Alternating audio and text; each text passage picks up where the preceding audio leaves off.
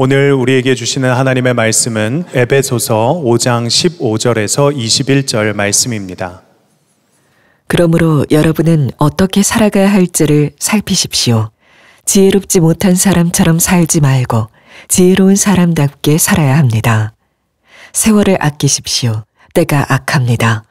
그러므로 어리석은 자가 되지 말고 주님의 뜻이 무엇인지를 깨달으십시오. 술에 취하지 마십시오. 거기에는 방탕이 따릅니다. 성령의 충만함을 받으십시오. 시와 찬미와 신령한 노래로 서로 화답하며 여러분의 가슴으로 주님께 노래하며 찬송하십시오. 모든 일에 언제나 우리 주 예수 그리스도의 이름으로 하나님 아버지께 감사를 드리십시오. 여러분은 그리스도를 두려워하는 마음으로 서로 순종하십시오. 여러분은 어떤 꿈을 꾸고 있나요?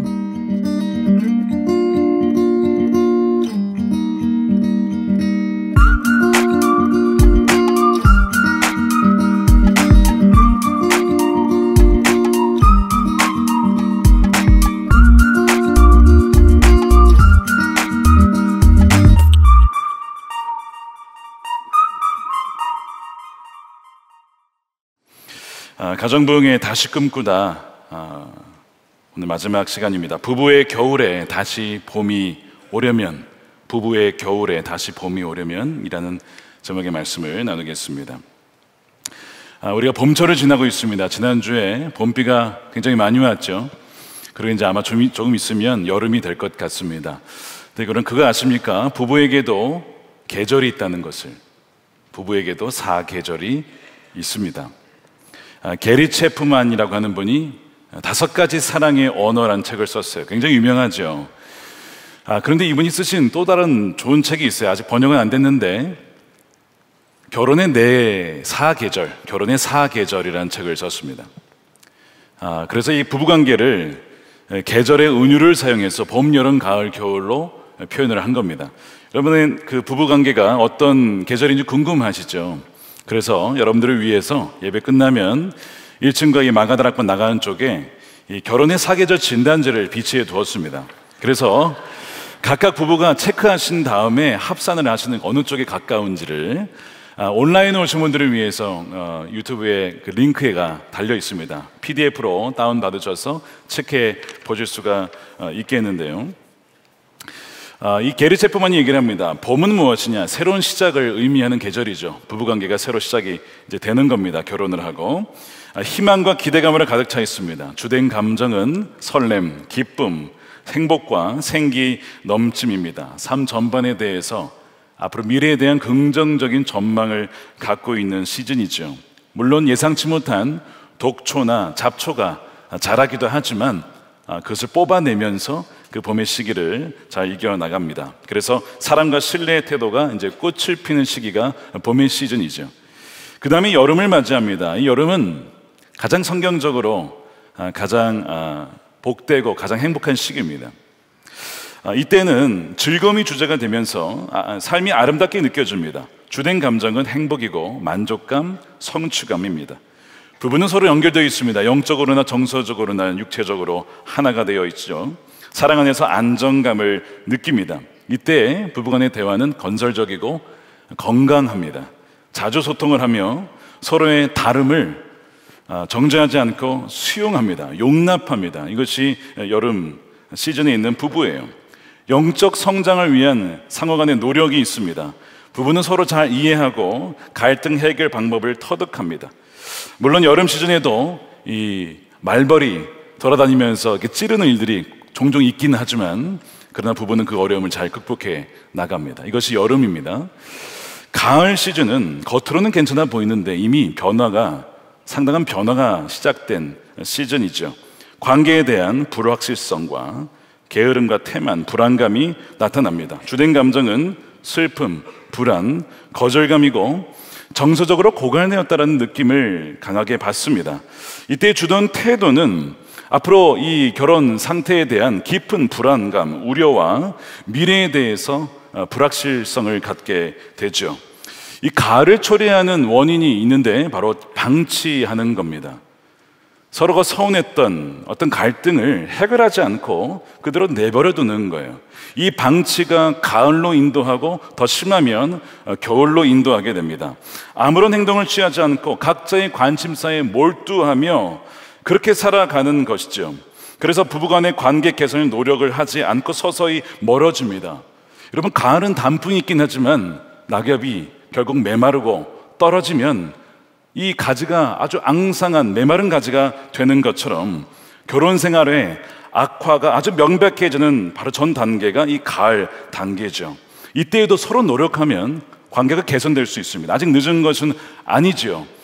그래서 이 가을 단계에 다다른 분들도 아마 있으리라 생각합니다. 안타깝게도 겨울 시즌을 맞이한 분들이 있습니다.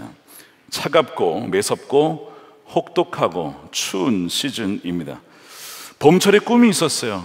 우리가 결혼하면 이런 행복한 삶을 살 거야. 서로 간에 꿈을 나누며 함께 지지하며 했던 꿈은 이 겨울철 얼음 밑으로 덮여 있습니다. 관계는 단절되어 있고 불만스러운 상태에 놓이게 되죠. 주된 감정은 상처와 분노, 그리고 실망, 외로움, 거절, 더 나아가 절망감.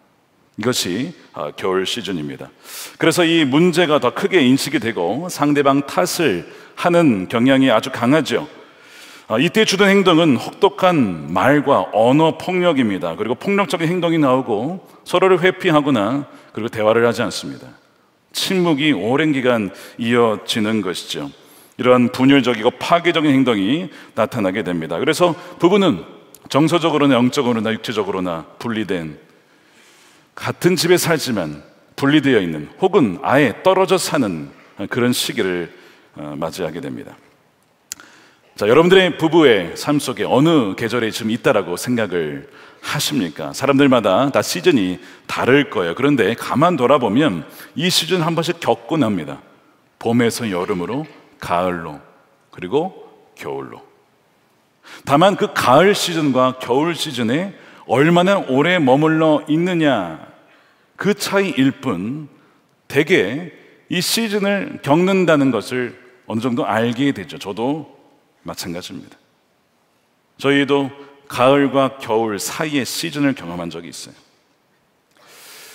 그러니까 어떤 분들은 이 겨울 시즌을 1시간, 하루, 일주일 정도 겪는 분이 있고, 혹은 한 달, 어떤 분은 1년, 어떤 분은 2년, 3년, 5년, 10년, 그리고 결국에는 헤어지게 되는 이런 부부들이 있다는 거예요.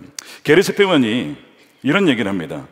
부부관계가 왜 처음엔 다 봄으로 시작하는데 왜 겨울이 됐냐 이겁니다. 그 겨울로 인도하는 주된 원인이 뭐냐, 요인이 뭐냐라고 했을 때 경직성을 얘기해요. 경직성이란 상대방의 관점을 고려하거나, 그러니까 상대방의 입장에서 생각하는 것, 의미 있는 타협을 향해 노력하지 않는 겁니다.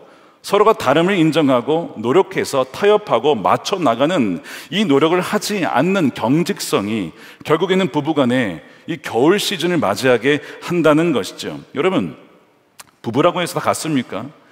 전혀 다른 두 사람이 만난 거예요. 두 사람이 만난 것은 단지 두 사람이 아니라 두 가문이 만난 거기 때문에 살아온 배경과 환경과 문화가 다른 두 사람이 만난다는 것은 어마어마한 갈등을 잠재한 채 만나는 것입니다. 그렇기 때문에 서로의 말과 언어와 생각과 가치관이 다른 것을 맞춰 나가는 것이 이 부부의 모습이죠. 그런데 그런 노력을 하지 않고 경직된 모습으로 어떤 식으로 이제 반응을 하냐면 내 방식대로 하자는 거예요. 그러니까 기준을 자기 방식으로만 삼는 겁니다. 배우자의 방식 말고 내 기준을 다 맞추라 이거예요. 그러니까 자기 기준으로 맞추라고 하거나 그게 아니면 안 하겠다 라고 하는 이 굳어진 마음, 경직된 태도가 부부관계에 아주 치명적인 원인이 된다는 겁니다. 여러분들의 부부관계는 어떠하십니까? 최근에 한 남편분이 이런 아픔을 제게 얘기를 하셨어요. 목사님, 결혼한 지 몇 년 안 됐는데 어느 날 저희 아내가 저에게 이런 얘기를 하더군요. 나 당신이랑 결혼한 거 후회해. 후회한대요. 얼마나 마음이 아팠을까. 여러분, 후회하고 싶은 결혼 누가 했겠습니까? 말씀드린 것처럼 봄 시즌에 서로에 대한 삶과 기대와 즐거움과 희망을 품고 딱 결혼을 한단 말입니다. 여러분, 결혼식 할 때 보세요. 왕자, 공주가 따로 없잖아요. 신혼여행 보세요. 내가 당신을 평생도록 즐겁게 해줄게. 다 그렇게 시작을 한단 말이죠. 그런데 왜 후회한다? 왜 겨울 시즌을 맞이하며 차갑게 매서운 바람이 부는 것이냐는 말입니다. 가만 보면 서로에 대한 관심과 사랑이 어느덧 점점 멀어지는 거죠. 여러분, 운동을 꾸준히 하십니까? 좋은 음식 드십니까? 여러분, 건강 유지하기에 필수적인 것이죠. 잠도 잘 자야 됩니다. 그렇게 건강을 유지하는 거예요. 마찬가지로 부부관계도 유지를 해야 됩니다. 노력을 기울여야 됩니다. 서로에 대한 관심을 써야 됩니다. 내 것 고집하는 것이 아니라 자신을 부인하며 예수님을 따라가듯이 상대방의 입장에서 헤아려주고 용납해주고 들어주고 경청해주고 맞춰주고 내어주는 이런 노력들이 있을 때 부부관계는 건강하게 성장하고 성숙하는 것이거든요. 그런데 그런 노력을 하지 않으니 점차 마음이 굳어지죠. 멀어지죠. 나중에는요 정말 험한 말이 오고 갑니다. 어떻게 하면 상대방에게 상처를 줄 수 있을까를 골라서 그것만 골라서 던지는 거예요. 일부러 아프게, 마치 겨울철에 고드름 마린처럼 그 고드름을 던져서 상처를 찌르는 것처럼. 나중에는 가장 치명적인 단어가 나오죠. 갈라서, 이혼해. 그 말을 하게 된다는 겁니다.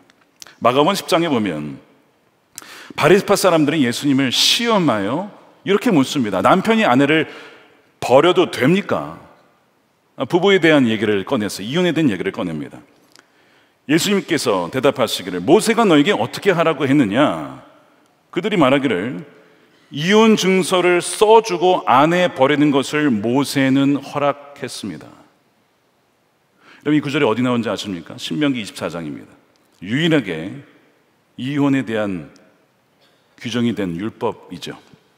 이것을 근거로 해서 이것이 정말 그런 것이냐의 해석이 두 파로 갈렸습니다. 주류 이 랍비들의 해석이 두 파로 갈렸는데, 하나는 보수적인 학파 샴마이 학파에서는 뭐라고 얘기하냐면 이 구절은 외도와 간음을 제외하고는 이혼해서는 안 된다, 이혼하라는 게 아니라 그 케이스를 제외하고는 이혼해서는 안 된다, 이거를 말하는 것이다. 좀 더 진보적이고 좀 더 자유적인 이 힐렐 학파에서는 이렇게 유연한 접근을 합니다. 간음과 외도 외에 어떤 이유와 조건이 맞으면 이혼해도 된다, 이렇게 해석을 하면서 예를 들기를 아내가 음식을 준비하다가 남편의 식사를 망쳤으면 그것도 이혼 사유가 된다, 이런 얘기를 하는 거예요. 기가 막히죠. 아니, 식사 망친 게 왜 이혼 사유가 됩니까? 더 나아가서 이런 얘기도 해서 실제 기록이 있는 겁니다. 남편이 보기에 더 좋은 여자가 있으면, 더 예쁜 여자가 있으면 이혼해도 된다. 기가 막히죠. 하나님 말씀을 자기 마음대로 막 해석을 해요. 그리고 허락을 해줬다 이거예요.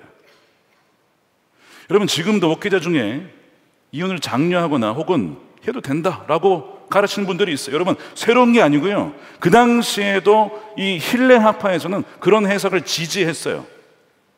그러니까 이렇게 갈려있는 상황 속에서 예수님 당신은 어떤 해석을 지지하시냐? 시험하여, 그러니까 어느 쪽을 지지하는 순간 다 이것이 문제가 되니까, 어려움에 처하니까 시험에 빠뜨리라고 예수님께 이 질문을 던진 것이죠. 그래서 간음 외에 다른 이유로 남자가 아내와 이혼하는 것이 합법적입니까? 라는 질문을 빠뜨린 것에서 위험에 빠뜨리게 되는 것이죠. 여러분, 근데 이 바리새파의 질문은요, 지금 오늘날 믿는 가정들이 갖는 질문이기도 합니다. 크리스천 많은 가정들이 가정의 위기를 겪을 때에 해결해 보려고 하다가 안 되면 마지막 최후에 이 이혼을 옵션을 둡니다. 그러면서 고민을 하죠. 이혼을 해도 되는 건가? 하나님이 허락하시는 건가? 하나님이 원하시는 것인가? 아니, 성경에도 이혼 얘기가 나오는데 그러면 해도 되는 거겠지. 여러분, 이런 의문을 많은 분들이 갖고 있어요. 근데 여러분, 성경을 우리가 잘 이해해야 되고 하나님의 뜻이 무엇인지를 정말 잘 분별해야 됩니다. 우리는 정말 악한 시대에 살고 있고 속임을 당하기 쉬운 시대에 살고 있습니다. 그때나 지금도 마찬가지지만 더 그래요. 지금은. 오늘 본문의 에베소 5장 15절에 뭐라고 하냐면, 그러므로 여러분은 어떻게 살아가야 할지를 살피십시오. 여러분, 이 본문에 이어서 가정에 대한 얘기가 나오죠. 아내여 남편들에게 순종하십시오. 남편들이 아내를 사랑하십시오. 이 이야기 흐름 속에 나와요. 다시 말해서 어떻게 살아가야 할지를 살피라는 얘기는 부부관계 속에, 가정 속에서 남편과 아내가 어떻게 선택을 해야 되고 살아가야 할지를 잘 살피라는 얘기입니다. 지혜롭지 못한 사람처럼, 하나님 모르는 사람처럼 살지 말고 지혜로운 사람답게 하나님의 지식으로 하나님 원하신 뜻을 분별하여 살아야 합니다. 세월을 아끼셔야 됩니다. 때가 악하기 때문입니다. 그렇지 않으면 우리의 인생을 허비할 수 있습니다. 때가 악하기 때문에 속을 수 있습니다. 그 얘기를 하는 거예요. 이 때가 악하여 우리를 이렇게 혼미하게 하거나 우리가 하나님의 뜻이 무엇인지 잘 분별하지 못하도록 하는 많은 영향들이 있는데, 그 중에 하나가 있다면 바로 소비주의입니다. 물질주의입니다. 여러분, 물질이나 소비는 나쁜 게 아니잖아요. 필요하잖아요. 우리가 소비 안 하고 어떻게 삽니까? 현대사회, 자본주의 사회에서 당연히 소비를 하며 살죠. 근데 이 소비주의는 좀 다릅니다. 예를 들면 이제 우리가 물건을 샀다가 마음에 안 들면 여러분 어떻게 하시죠? 반품을 하시죠. 로켓 배송으로 쿠땡이라고 하는 이제 데서 사가지고 물건을 받았는데 이게 내가 지금 그 웹사이트에서 본 거랑 달라요, 물건이. 그럼 어떻게 하죠? 여러분 반품을 신청을 합니다. 자, 그러면 거기에서 질문을 합니다. 이렇게 어떤 문제가 있습니까? 그리고 사유를 고르게 되어 있어요. 상품이 마음에 들지 않으십니까? 단순 변심이십니까? 상품에 구성품이 들어있지 않나요? 상품이 설명과 다릅니까? 파손됐습니까? 기능에 결함이 있습니까? 이제 사유를 고른 다음에 누르면 환불이 됩니다. 너무 좋은 기능이고 소비자의 권리, 선택할 권리를 지켜주는 시스템입니다. 그런데 문제는 무엇이냐면 우리가 너무 여기에 익숙하고 그것을 권리로 주장하는 바람에 배우자도 그렇게 생각하는 경향이 있다는 겁니다. 내 남편은 이런 점이 불만이야. 아내는 저런 점이 기대에 못 미쳐. 나는 결혼 전에는 이런 줄 알았는데 살아보니까 달라. 어떤 생각을 해요? 반품하자. 웃으신 분들은 한 번쯤 다 생각을 해보신 것 같아요. 우리가 이렇게 웃지만 정말 심각한 문제 아닙니까? 정말 심각한 문제. 정말 그러고 싶은 마음이 있고 그럴 수만 있다면 해도 되는 거 아닌가? 아니, 그게 우리의 권리니까요. 내 삶이 중요하니까요. 우리가 그렇게 생각을 할 수 있다는 거예요. 우리가 그런 시대에 살고 있어요. 이혼하신 많은 분들이 계십니다. 물론 다 그런 건 아니겠지만 사정을 들어보면 정말 이루 말할 수 없는 고통과 폭력, 폭언, 무관심, 그것으로 인해서 살기 위해 갈라선 분들이 있어요. 내가 이러다 죽겠어. 내가 이러다 우리 아이들이 죽겠어. 살기 위해 갈라선 분들이 있어요. 그렇게 교회가 그분들을 정죄해서는 안 되죠. 그분들이 어떠한 아픔을 겪었는지 우리는 다 알 수 없는데, 더 안타까운 것은 무엇이냐면 이 이혼한 이후에 좋은 글씨가 붙어요. 이혼한 사람. 그들이 더 두려워하고 아파하는 것이 바로 그 부분입니다.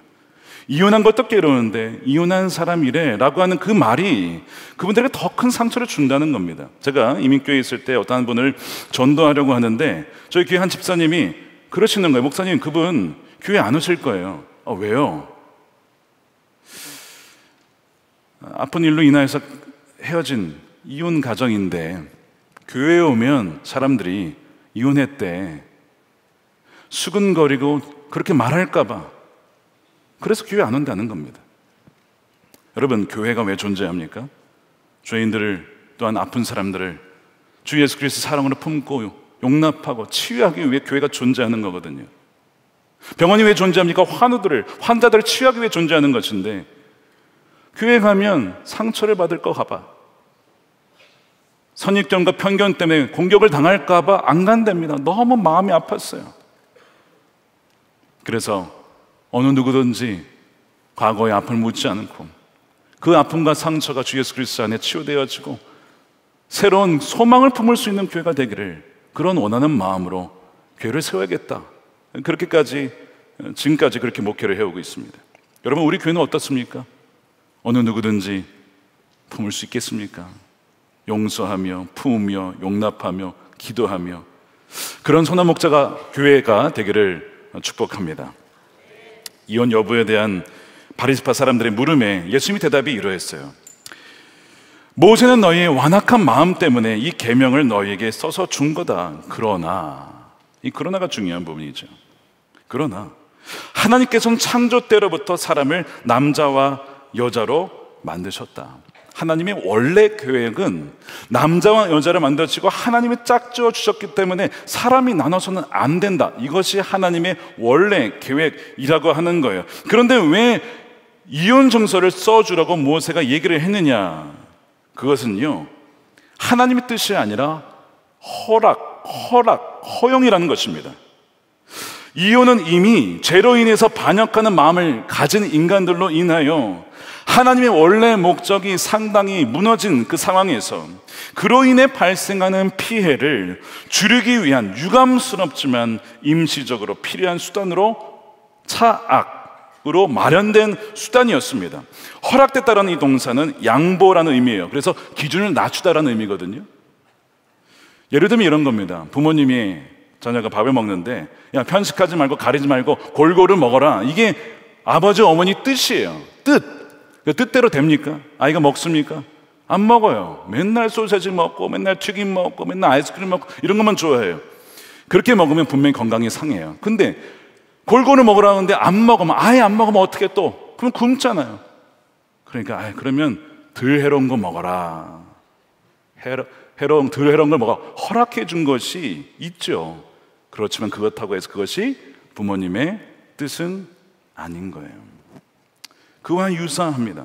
이혼 증서를 써준 것은 당시에 굉장히 무력한 아내에게 보호를 해주는 역할을 했습니다. 왜냐하면 당신의 워낙 남편들이요, 툭 하면 이혼했어요. 말로 그냥 당신이랑 이혼, 그냥 헤어지는 거예요. 이런 시대에 많은 여성들이 피해를 당했습니다. 경제적으로나 사회적으로나 영적으로나 매우 취약한 위치에 있었어요. 그래서 이혼 규정을 만들어서 이혼이 어렵게 만들었을 뿐만 아니라 이혼을 하더라도 그 이혼을 통하여서 아내가 완전히 버려지지 않도록, 고립되지 않도록 최소한의 그 여인이 살아갈 수 있도록 법적인 틀을 제공하는 것이 이혼 증서의 목적이었습니다. 비록 하나님의 완벽한 뜻은 아니었지만 그 아내가 나중에 좋은 사람을 만나서 혹시 원하면 재혼이라도 할 수 있는 길을 열어주도록 이혼 증서를 마련한 것이었습니다. 그런데 마찬가지로 하나님의 뜻은 아니었지만 인간의 죄성과 깨진 이 타락한 현실 속에서 발생하는 문제에 대한 그냥 임시방편의 조항이었던 것이죠. 그러니까 이혼 증서가 해결책은 아니었던 거예요. 진짜 원인이 뭐였습니까? 아까 예수 뭐라고 하셨어요? 너희의 마음이 완악함으로 인하여서. 이 마음이 문제입니다. 게르체프만 이것을 경직성이라고 표현을 했죠. 동일한 말인 거예요. 이것을 해결해야 된다는 거예요. 이 마음을 다뤄야 된다는 거예요.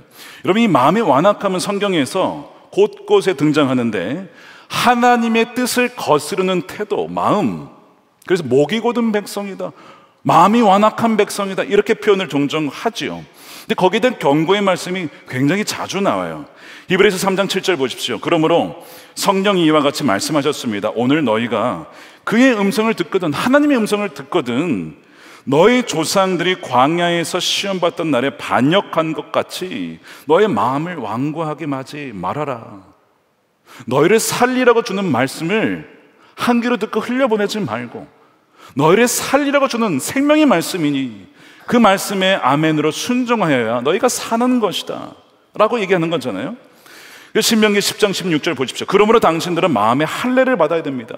육신의 할례만이 아니고 마음의 굳은 마음을 제거해야 됩니다. 다시는 고집을 부리지 마십시오라고 경고하는 거예요. 모세가 가나안 땅에 들어가는 백성들을 향해서. 왜요? 이미 출애굽 1세대가 마음을 완고하게 계속 하나님 말씀을 주셨는데 거절하였더니 어떻게 됐습니까? 광야에서 다 죽었어요. 살아남은 사람 딱 2명, 갈렙과 여호수아입니다. 나머지는 다 광야에서 새로 태어난 세대였어요.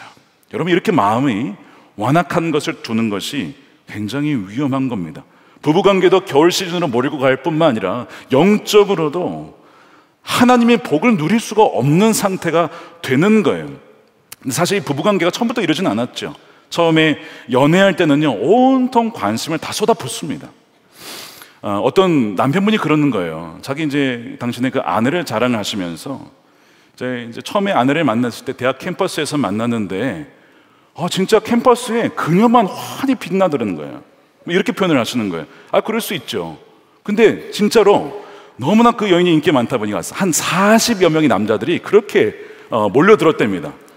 그런데 자기가 이제 결혼했다는 거예요. 그래서 그런 아내라고 막 자랑을 하시는 겁니다. 돌아보니까 당신 자랑이야. 내가 그렇게 40대 1을 뚫고 아내를 얻었다는 너무나 대단한 분이더라고요. 그래서 제가 물었어요. 그분에게 아니 어떻게 그렇게 아내를 얻을 수 있었습니까? 그러면 새로운 얘기가 아닙니다. 사람들은 말만 하고 남자들은 정말 애정과 관심과 수고와 재정과 이걸 쏟지 않는다는, 자기는 모든 걸 다 동원해서 쏟아 부었다는 거예요. 여러분, 연애할 때 상대방의 마음을 헤아리죠. 무엇에 마음이 상하는지, 무엇에 기뻐하는지, 무엇에 슬퍼하는지, 무엇에 기분 나빠하는지 다 파악을 하는 마치 박사과정 학생이 됩니다. 그 모든 걸 다 연구를 해요. 그래서 어쨌든 좋아하는 것은 하려고 하고 좋아하지 않는 것은 피하려고 하고, 무슨 말을 했다가 마음이 좋지 않은 것 같으면 다시는 그 말을 하지 말아야지. 여러분, 이것이 연애할 때 마음이잖아요. 왜? 그 여인을, 그 남자를 얻으려고 온 자신의 존재를 다 동원해서 쏜단 말이에요. 서울과 대전에서 연애를 하는데 대전에 여인이 있어요. 뭐 데려다 주는 거야. 오빠 멀지 않아. 운전이 취미야 나는. 뭐 이러면서 했단 말이에요. 그렇게 해서 그 아내를 얻었단 말이에요. 그렇잖아요. 그렇게 해서 얻었는데 결혼하고 나니 그것이 바뀌는 거야. 더 이상 관심이 아내나 남편에게 있지 않고 일이나 프로젝트나 돈이나 성공이나 명예, 관심사가 1순위였다가 점점 그 아내나 남편이 순위가 밀립니다. 자식에게 밀리고 돈에 밀리고 일에 밀리고 부모에게 밀리고 쫙쫙 밀려서 저 5순위 6순위가 돼요. 자, 관심을 기울이지 않으면요, 화초든 무엇이든 죽기 마련입니다. 죽는 거예요. 그 봄의 시즌은 금세 여름을 뛰어넘어 가을에서 바로 겨울로 접어들게 되는 것이죠. 그러니까 여러분, 그것이 우리의 마음의 경직성, 완고함을 키우게 된 것은 한순간에 온 게 아니에요. 서서히 점진적으로 이루어진 일이었던 것이죠. 사랑하는 여러분, 이런 부부관계의 겨울을 맞이한 상황 속에서 우리 주님께서 제시하신 해결책은 무엇일까요? 이혼 증서를 써주는 것이 아니라 근본적인 문제인 마음의 완고함을 다뤄야 한다고 말씀하는 거예요. 그리고 하나님이 계획하신 원창조 계획, 창세기 2장 24절에 남자와 여자를 지으시고 둘이 부모를 떠나 하나 되게 하신, 짝지어 주신 그 원래 계획으로 돌아가야 되고 돌아갈 수 있다라고 말씀하십니다. 어떻게 돌아갈 수 있느냐? 여러분, 우리 의지로는 안 돼요. 여러분, 왜 안 되냐? 우리는 죄성을 가지고 있어요. 이기적입니다. 무관심합니다. 이게 디폴트예요, 우리의. 우리로는 지킬 수가 없는데, 근데 주님이 뭐라고 하시냐면 너희가 지킬 수 있도록 내가 다 마련해 두었다라고 하시는 거예요. 구약 때는 안 됐어요. 그것이 다 실패했죠. 근데 신약에선 달라진 것이 있어요. 뭐가 있습니까? 예수님께서 이 땅에 오셔서 우리의 죄성을, 우리의 죄악을 다 짊어지시고 우리 옛사람을 이미 십자가에 못 박으셨어요. 이제는 더 이상 우리는 옛사람이 아니라 이제는 주님과 함께 새로 태어난 사람들입니다. 게다가 우리 마음에 누가 계십니까? 성령이 와 계시죠. 나는 죽고 이제는 예수로 살아가는 성령의 사람이 된 겁니다. 그러면서 그 성령이야말로 우리의 완고한 마음에 대한 유일한 해결책이라고 하시면서 오늘 에베소서에서는 이렇게 얘기를 합니다. 에베소 5장 17절에 그러므로 어리석은 자가 되지 마십시오. 주님의 뜻이 무엇인지, 내 뜻 아니에요. 내가 하고 싶은 거 아닙니다. 주님의 뜻이 무엇이지? 하나님의 계획이 무엇이지? 여러분, 신앙생활은 주인이 바뀌는 거예요. 내가 하고 싶은 거 하는 거 아닙니다. 주님이 원하시는 것이 무엇인지를 분별하고 순종하는 것인데, 술 취하지 말라는 거예요. 술에 취하면 분별력이 흐려지거든요. 판단력이 흐려지거든요. 나는 술 안 마신 거 괜찮아. 그게 아니라 그 뒤에 명령, 성령의 충만한가. 여러분, 성령의 충만함을 받으시기를 축복합니다. 성령으로 충만하시기를 축복합니다. 이것은 받는 겁니다. 이 수동태로 되어 있어요. 이것을 구하는 자에게, 갈망하는 자에게 하나님 부어 주시는 것이구나. 예수님께서 기도하실 때 겟세마네에서 성령 충만한 가운데 기도를 하시는데 사실은 이렇게 기도를 하셨어요. 처음에 아버지요, 이 잔은 내게서 지나가게 하옵소서. 할 수만 있다면. 이 무슨 얘기? 아버지의 뜻은 알겠지만 부담이 된다는 거예요. 예수님도 그렇게 얘기하셨는데 성령 충만한 가운데 기도를 하다 보니 기도가 이렇게 마무리가 됩니다. 그러나 내 뜻대로 마시고, 내 뜻은 안 마시는 건데 내 뜻대로 마시고 아버지의 뜻대로 하소서. 기도가 바뀌는 거예요. 여러분, 기도는 하나님의 뜻을 바꾸는 것이 아니라 나의 뜻을 바꾸는 겁니다. 나의 뜻을 하나님의 뜻으로 바꾸는 것이고, 기도하는 가운데 뜻이 바뀌어지죠. 기도가 바뀌어집니다. 그러면서 하나님의 뜻이 이루어지는 통로가 되는 것이죠. 언제요? 기도할 때에. 너무나 중요한 거예요. 여러분, 이 성령 충만이 그토록 완고하고 이기적이었던 우리 옛사람의 마음에 대한 하나님의 유일한 해결책이요 근본적인 해독제라고 하는 것입니다. 그래서 사실 이 말씀을 예전부터, 구약 때부터 약속을 하셨어요. 자, 그게 어디 나오냐면 에스겔서 11장 19절입니다. 자, 보세요. 잘 보세요. 내가 그들에게 그때에 일치된 마음을 줄 거다. 부부간에 일치된 마음, 성도들 간에 일치된 마음.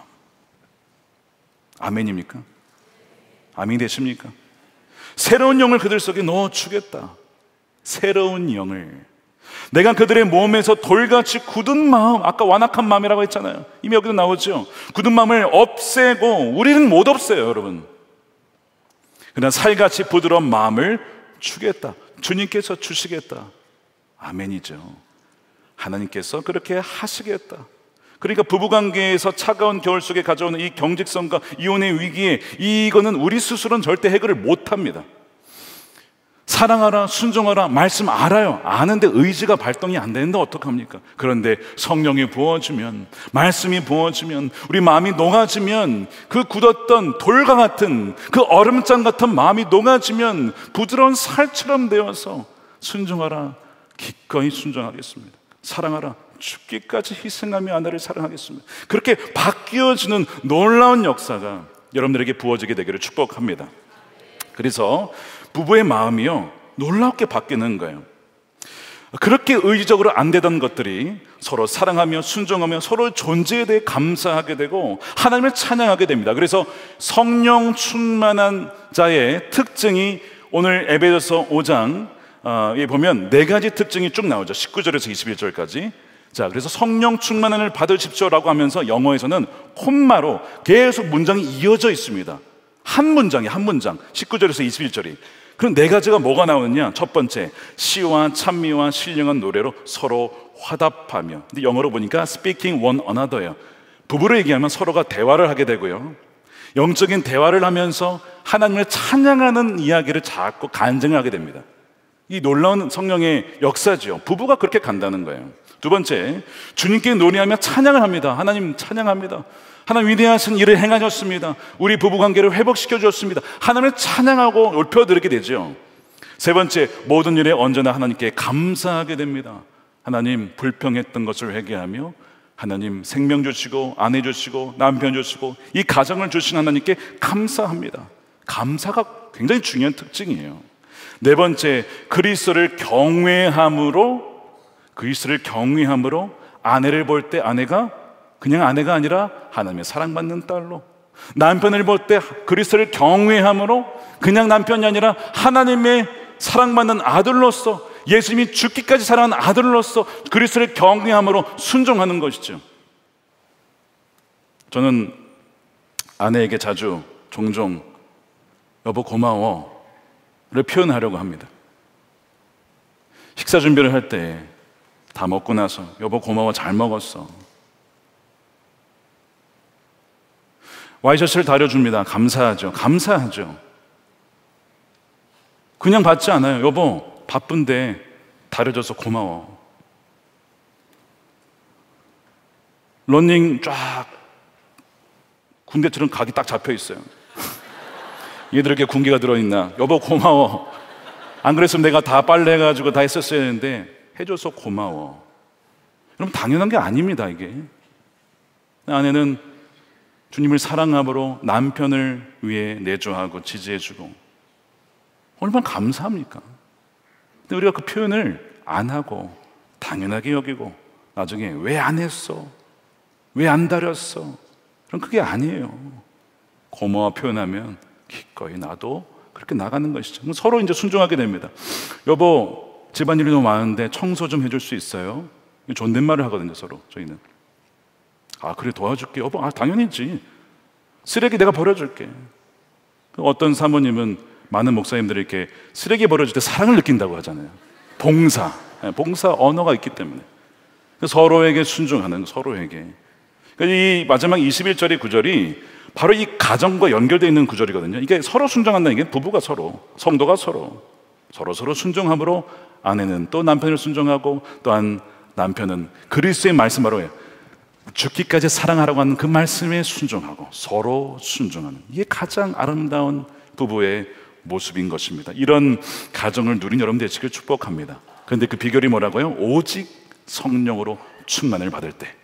오직 성령으로 충만을 받을 때. 그래서 에베소의 구조가 이렇게 되어 있습니다. 성령 충만을 받으십시오. 그 다음에 아내와 부부에 대한 얘기가 쭉 나오죠. 왜? 성령 충만하지 않으면 절대 아내가 남편 죽게 하든 못하고요, 남편은 아내를 정말 죽기까지 사랑 못합니다. 근데 성령 충만할 때만 가능한 거예요. 그래서 그게 먼저 나오고 아내와 남편과 가정에 대한 얘기가 나오고, 그 다음에 이어지는 얘기가 하나님의 전신갑주를 입어야 됩니다. 여러분들의 가정을 파괴하는 세력들이 있습니다. 우는 사자와 같이 갈라서려 할 것입니다. 그러므로 하나님 전신갑주를 입으십시오. 구원의 특을 쓰고 의의 행보를 쓰고 믿음의 방패를 들고 하나님의 말씀의 성령의 검을 가지고 여러분들의 가정을 무너뜨리는 마귀와 싸우십시오. 전신갑주가 괜히 나오는 게 아니에요. 가정 이야기 나오고 전신갑주는 이유는 우리는 치열한 영적 전쟁 가운데 있기 때문에 하나님의 전신갑주를 입고 굳게 서서 여러분들의 가정을 지키는 여러분 되시길 축복합니다. 이 에베소 5장 이 성령 충만하십시오, 이 이야기가 골로새서는 쌍둥이 서신입니다. 골로새서에서는 그것을 이렇게 표현을 했어요. 한번 잘 보세요. 그리스도의 말씀이 여러분 가운데 풍성히 살아있게 하십시오. 성령 충만을 받으십시오를 골로새서는 이걸로 표현을 한 거예요. 말씀이 여러분 가운데 풍성히 살아있게 하십시오. 성경을 말씀을 읽고 통독하고, 우리가 말씀 함께를 왜 매일 묵상해야 됩니까? 그 말씀이 주님이시고 그 말씀이 살아있는 음성으로 우리의 굳은 마음을 녹이는 성령이 역사이기 때문에 말씀이 충만히 거하게 하라는 거예요. 그런데 메시지 성경에는 이렇게 번역을 했어요. 그리스도의 말씀이 가정을 운영하게 하시고 가정을 주장하게 하십시오. Let the word of Christ have the run of the house. 집안에 말씀이 주장하도록, 그리고 그 다음에 삶 속의 말씀을 위한 자리를 넉넉하게 마련하십시오. 부부가 말씀을 함께 묵상하고 나누고 자녀들과 함께 가정 예배를 하면서 함께 정기적인 예배를 드리며 기도에 참여하며, 그게 갈 때에 그 말씀이, 성령의 능력이, 예수 그리스도의 음성이 여러분들의 가정의 마음에 굳은 심령들을 녹이고 또한 부드러운 설로 바뀌어 서로를 사랑하는 가정으로 만들게 한다는 것입니다. 여러분, 그러니까 말씀 묵상하는 게 너무나 중요한 거예요. 여러분, 겨울이 어떻게 봄이 됩니까? 겨울에게는, 스스로에게는 봄이 오게 할 능력이 없어요. 겨울이 봄이 되는 것은 빛이 비추기 때문이에요. 그러면 그 모든 차가웠던 얼음이 녹습니다. 마찬가지로 우리에게는 빛을 만들 능력이 없어요. 그런데 빛이 있는 곳으로는 갈 수 있습니다. 부부가 함께 빛이 비추는 따스한 성령의 바람이 불고 빛이 비추는 그 환경, 성령이 역사하는 환경 속으로 들어갈 수 있잖아요. 그것이 예배든 그것이 기도회든 그것이 말씀 묵상이든 그것이 행복 플러스든 어떤 곳이든 그런 환경 속으로 들어가면 그렇게 차가웠던 마음이 녹아지고 부드럽게 되고 용서를 구하며 눈물을 흘리며 사과를 하며 정말 행복한 부부의 모습으로 회복되어진다는 놀라운 약속이 여러분들에게 부어지게 되기를 주님의 이름으로 축원드립니다. 지난 월요일부터 수요일까지 행복플러스를 잘 다녀왔어요. 은혜 가운데 진행되었습니다. 봄, 여름, 가을, 겨울 어느 시즌에 있는 분들 다 오실 수가 있어요. 꼭 겨울에 있는 분들만 오는 게 아닙니다. 그런데 이번에도 가을과 겨울 시즌을 맞이한 분들이 오셨어요. 이혼 증서를 쓰기에 앞둔 커플들이 있었습니다. 이유가 뭐예요? 경직함, 경직성, 마음의 굳어짐입니다. 서로의 마음이 딱딱하게 굳어 있어요. 스스로는 해결할 수가 없는 것이죠. 근데 주님이 뭐라고 약속하셨습니까? 내가 새로운 마음을 줄 거야, 새 영을 줄 거야, 너희의 굳은 마음을 제거해 줄 거야. 살같이 부드러운 마음을 줄 거야. 약속하셨잖아요. 그 약속 붙잡고 간 겁니다. 한 남편분이 나중에 2박 3일을 마치고 간증을 하시는데 이런 얘기를 하시는 거예요. 늘 아내를 내가 참아야지, 인내해야지, 아내를 버리지 말아라, 이 말씀들 주시던. 근데 너무 힘들더래요. 도무지 이제 인내할 수가 없다. 이혼하자, 갈라서자, 이 얘기를 계속 한 거예요. 근데 이분이 나중에 말씀을 듣고 기도를 받고 찬양하는 가운데 성령이 역사하는 가운데 있다 보니 마지막 날 이런 고백을 하는 거예요. 아내가 늘 문제인 줄 알았는데 제가 나병 환자와 같이 말씀을 듣고도 순종할 수 없이 그렇게 병든 자였음을 고백합니다. 그렇게 고백을 하시더라고요. 저는 그분 들으면서 깜짝 놀랐어요. 첫날 가겠다고 했던 분이 하나님께서 그 마음을 만지셔서 돌이키셔서 그렇게 회개하게 하시고 아내를 품게 된 거예요. 그의 아내도 이렇게 고백합니다. 남편에게 순종하라는 정답은 알고 순종하기 싫었다는 겁니다. 근데 섭리 가운데 주님께서 이렇게 인도해 주셨고 강해를 통해 마음이 변화되었습니다. 남편이 아닌 나를 볼 수 있었고 내가 변하지 못한 미안함에 눈물이 앞을 가렸습니다. 예전에는 어떻게 남편을 존경할 수 있냐, 이게 말이 되냐 생각을 했는데 하나님께서 생각나게 하신 것이 있습니다. 연애할 때 과거의 남편이 참 어려운 시기를 잘 이겨나가는 것을 보며 당신 참 존경스러워 라고 했던 그때 그 사건을 생각나게 하셨습니다. 바뀐 건 남편이 아니라 내 마음이 바뀐 거구나. 내 마음이 바뀌어 이제는 남편을 존경해 주지 못하는 내 마음이 바뀐 거구나. 그걸 그녀가 깨닫고 제 마음이 변한 것임을 주님이 깨닫게 해주셨습니다. 주님 앞에 죄송함과 남편의 미안함과 나의 못난 모습을 회개할 수 있었습니다. 모든 것이 주님의 은혜입니다. 살려주셔서 감사합니다. 이렇게 고백을 하셨어요. 한번 마지막은 아내가 나와서 간증을 하시는데 이혼의 벼랑 끝에 서 계셨던 분이에요. 법정에 서야 합니다. 이렇게 간증하셨어요. 우리 부부는 말로 다 할 수 없는 우여곡절과 슬픔과 고난과 위험과 죽음과 포기와 절망과 낙심과 이토록 깊은 좌절과 실망의 연속된 시련 속에 무엇을 한다 해도 다시는 회복할 수 없을 것이라고 포기한 상태에서 왔습니다. 희망은 1도 가지지 않은 채 2박 3일의 여정에 올랐습니다. 법정에 서야 하는 상황에서 혹시 하나님 무엇을 하실 수 있을까 싶어 왔지만 이미 저는 수많은 시나리오와 시뮬레이션 결론을 정한 채 왔습니다.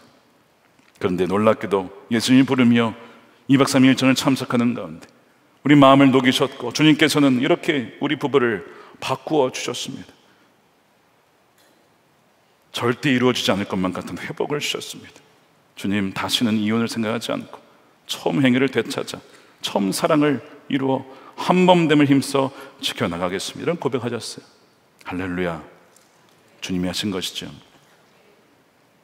세미나를 마치며 하나님께 참 감사했습니다. 그런데 제가 감사한 분들이 또 있어요.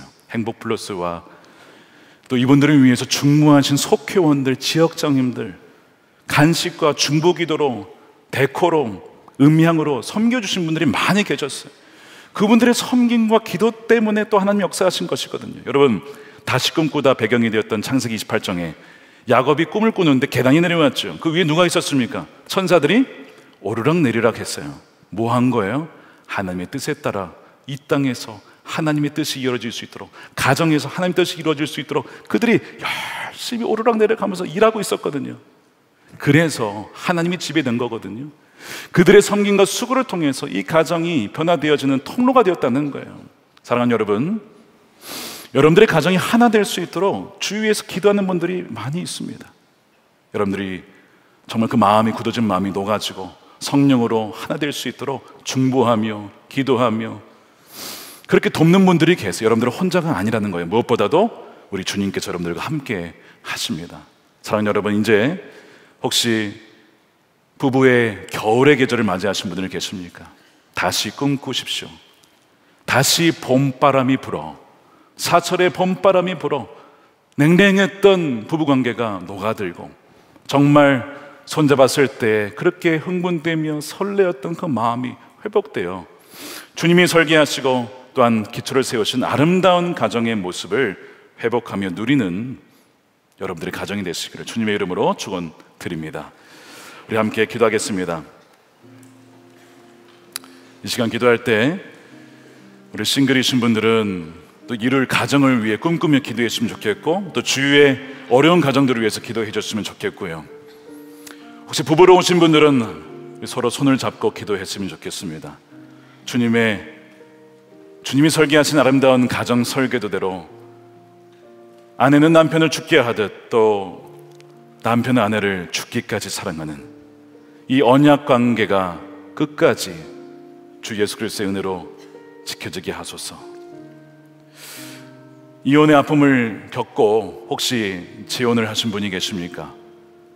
다시는 이혼의 아픔을 겪지 않고, 다시는 이 이혼의 아픔을 자녀들에게 물려주지 않고 정말 행복한 가정을 이뤄나갈 수 있도록 주님, 우리의 죄를 고백할 때 모든 것을 씻어주시고 용서해 주시며 새로운 기회와 회복을 주시는 주님을 신뢰하며 나아가는 여러분들 되셔서 오늘 이 기도가 하나님께 항상 상달되어지고 말씀 그대로 이루어지는 이 주일이 될 수 있도록, 저의 삶이 될 수 있도록 함께 우리 동성으로 기도하도록 하겠습니다. 살아계신 아버지 하나님, 감사합니다. 주님, 놀라운 부부의 회복을 우리 힘을 알 수 없음을 고백합니다. 주님이 그 일을 이루시고 주님 만지시고 주님께서 치워 채워주시옵소서. 아버지는 겨울을 만나 메마름과 차가움과 냉기가 흐르는 부부가 있습니까?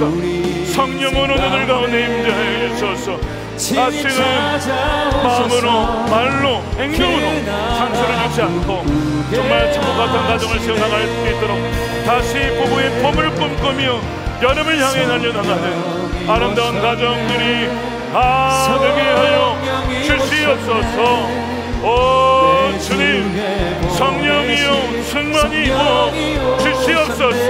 오직 성령으로 충만함을 받으라. 오직 성령으로 충만하게 하소서. 주님, 이 가운데 말씀으로 통성이 구하게 하소서. 살아계신 아버지 하나님, 가정부흥의 마지막 주일을 보내며 오늘 또한 예배에서 말씀을 통하여 생명의 말씀을 우리에게 허락해 주심에 감사드립니다. 주님, 우리 싱글로 참여하는 분들이 계십니다. 아름다운 천국 같은 가정을 꿈꾸며 하나님이 세우신 가정 설계대로 가정을 세워나갈 수 있는 자들이 되게 하여 주시고, 또한 주위에 있는 아픈 이들을 위해 충부하며 나아갈 때에 회복할 수 있도록 주님, 저들의 기도에 응답하여 주시옵소서. 부부가 온 가정이 있습니다. 함께 손잡고 기도합니다. 성령으로 인쳐 주셔서 하나님이 짝지어 주신 것을 사람이 나누지 못한다고 했는데 부부의 무관심했던 것, 사랑하지 못하고 존중하지 못했던 것, 주 예수 그리스도의 이름으로 하나님 용서해 주시고 보혈로 덮어 주셔서 하나님 다시는 그런 옛사람의 모습대로 살아가지 아니하고 이제는 주님께서 우리 안에 살아계시고 성령으로 함께 하시니 부드러운 마음과 살같이 부드러운 살로 정말 그런 마음으로 서로만을 사랑하며 존귀 여기는 아름다운 부부의 모습을 회복하게 하여 주시옵소서.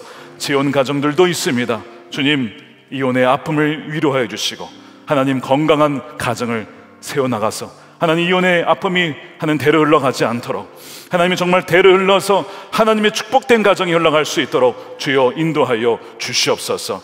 아버지, 오늘 이 말씀 그대로 성령 충만하기를 원합니다. 주님, 말씀이 풍성히 거하기를 원합니다. 말씀이 우리 가정을 주장하게 하여 주시옵소서. 아버지 하나님, 이 시간 11조를 감사헌금으로 또한 성경금으로 주님께 올려드립니다. 기쁘신 뜻을 위하여 마음껏 사용하여 주시며 우리의 삶이, 우리의 가정이, 우리의 인생이 주님 받으실 만한 모든 삶이 예배가 되게 하여 주시옵소서. 대선을 앞두고 있습니다. 하나님, 백성들 가운데 분별력을 더하여 주셔서 하나님이 택하시고 기뻐하시고 정말 이 나라 민족이 번영하며 번성하며 하나님 뜻대로 살아가는 나라가 될 수 있는 그 지도자, 그렇게 세워나가는 지도자를 주여 세워주시고 선택할 수 있는 분별력을 더하여 주시옵소서. 남과 북의 복음으로 하나 되게 하시고 북한에 억눌려 있는 김국기, 김정은 목사님, 최충기 선교사님, 장문석 집사님을 속히 해방시켜 주시옵소서. 북한과 열방에 복음이 전파되어서 주님이 다시 오시는 그날 주여 우리가 고든 길을 굽게 했던 것들을 곧게 하며 또 평탄케 하는 하나님의 자녀들로 살아가서 주님이 오실 때 착하고 충성된 종이라고 인정받는 하나님의 자녀들 다 되게 하여 주시옵소서. 감사하며 우리 구주 예수님의 이름으로 축복하며 기도드립니다. 아멘. 다 같이 일어나셔서 우리 준비하신 예물 드리면서 성령이 오셨네 함께 찬양하겠습니다.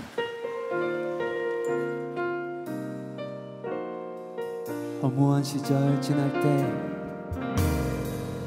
무한 시절 지날 때 기쁜 한숨 내쉴 때 그런 풍경 보시며 간직하는 분 그와 같이 너희를 버려두지 않으리 그와 같이 너희를 버려두지 않으리 내가 너희와 영원히 함께하리라. 성령이 오셨네 성령이 오셨네 손 들고 찬양하며 성령이 오셨네 내 주에 보내신 성령이 오셨네 우리 인생 가운데 친히 찾아오셔서 그 나라 꿈꾸게 하시네. 2절을 찬양합니다. 억눌린 자 갇힌 자 억눌린 자 갇힌 자 자유함이 피난처가 되시는 성령이 피난처가 되시는 성령님께 주의 영이 계신 곳에 참 자유가 있습니다. 주의 영이 계신 곳에 참 자유가 있다네 진리의 영이신 성령이 오셨네 성령이 오셨네 성령이 오셨네 내 주에 보내신 성령이 오셨네 우리 인생 가운데 친히 찾아오셔서 그 나라 꿈꾸게 하시네 성령이 오셨네